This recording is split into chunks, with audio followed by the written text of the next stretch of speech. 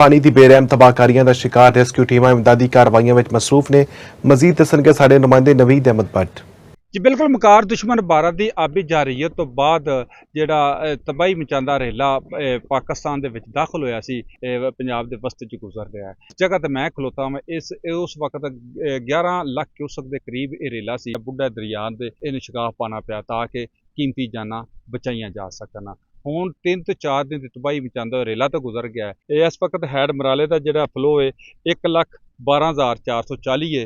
Had Khanki का जिहड़ा flow पानी का वो 1,85,000 क्यूसक। जो जिस जगह ते मैं खलोता हैड कादराबाद ते जिथे शगाफ पा के ते लोगों दी जिंदगियां बचाइया गई सन ओहदा 1,96,483 क्यूसक इस टाइम पानी का फ्लो है। लोकी इस सैलाब तो मुतासर तो बहुत हुए ने। मेरे नाल कुछ मरकजी अंजमन ताजरां दे दोस्त ने जिहड़े इस मकाम ते आए ने ताकि लोगों की हालात जिंदगी किस तरह बेहतर की जा सकती है या इन्हां दी वक्ती तौर पर की मदद की जा सकती है। मेरे नाल मरकजी अंजमन ताजरां दे एजाज अहमद संधू साहब ने उन्हां नाल गल करने की आंदे ने। जी बिल्कुल जी, मैं सब तो पहलों तो अपना जिहड़ा न्यूज़ साडा सन न्यूज़ ਉਹਦਾ बेहद मशहूर हाँ कि ਉਹਦੀ पूरी टीम जिस नवीद अहमद भट्ट साहब और हरून भट्ट साहब कैमरामैन साहब वो कल तो साडे नाल ने इस मामले च ते असां वेख्या भी ये दरिया जाके भी लोगों की जिंदगी की है।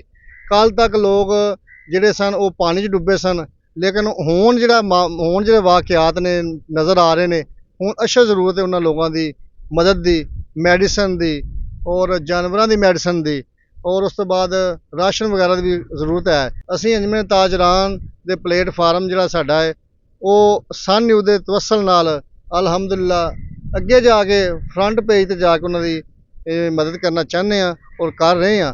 तो इहदे च जिहड़ा साडे दोस्त बाब ने मेरे पूरी मरकज़ी अंजमन ताजरान दे जिहड़े ने ਉਹਦੇ दौरान ने वो अलहमदुलिल्ला मेरे नाल ने शाना बशाना ने।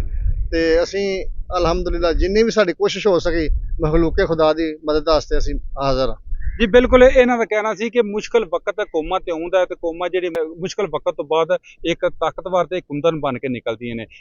यकीनी तौर पर एक मुश्किल वक्त है साडे भाइयों ते, लेकिन असी इन्हां दी हालात जिंदगी जिहड़ी है बेहतर करने वास्ते हर मुमकिन इकदाम करांगे। इत्थे मैं ये भी आखना जरूरी समझना वा जिस जगह ते मैं खलोता वां इहनूं बुढ़ा दरिया भी आंदे ने। अगर जिस जगह ते शगाफ पाया गया है तो यह लोगों का मुतालबा है इत्थे एक पुल बनाया जाए ताकि आने वाले वक्त दे विच कोई भी ऐसी अनहोनी सूरत हाल बनती है तो ताकि पुल के थल्ले पानी भरिया जा सके, ज़्यादा नुकसान भी ना हो और लोगों वास्ते सहूलत भी हो।